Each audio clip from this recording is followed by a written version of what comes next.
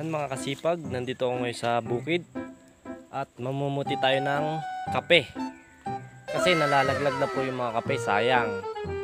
Wala naman mamuti, kaya ako na lang puputi. Ito po, papakita ko sa inyo kung anong itsura ng kape dito sa bukid. Sayang po, namamatak na. Yan po, ganito po mga kasipag ang kape. Yan, ito po yung mga kapeng barako na puputihin ko ngayon. Nalalaglag na po kasi sobrang hinog na. Yan, dami po yan, no? Ito po ang tawag dito sa ganitong kape ay, sa amin po, Robusta. Paano masabi? Yung putihin, yung malubay ka po ito, batake.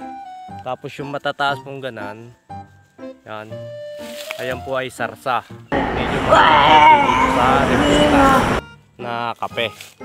Ay, sa lilit naman po, bago pa maka isang bibig dito ay kaya naman na baka buti ng mga ilang oras bago matapos na ang pamumuti. Yan po, sayang po kasi namamatak na siya, kaya gumawa ako ng kalawit.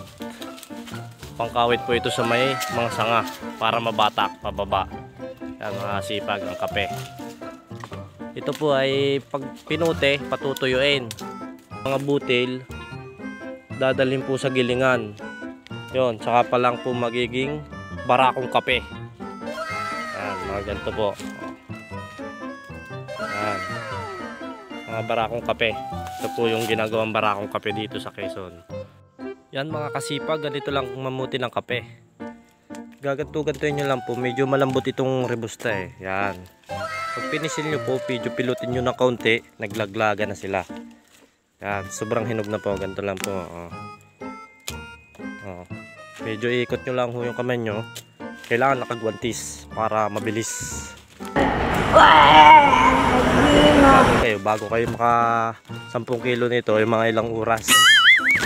Kailangan mabilis ang pamumuti nito mga sipag. Yan. Ayan po lang napuputi ko, kaunti pa lang. Kasi mayroon pamuti nito bago makarami. Kita nyo naman ang liliit, oh. Sobrang liliit.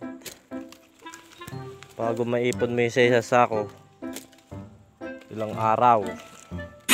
Pag mabilis ka, kaya sa maghapon ang isang bimig. Pag mabilis mamuti. Eh kaso yung mabagal, tama din. Kaya hindi makakaisang bimig tayo niyan.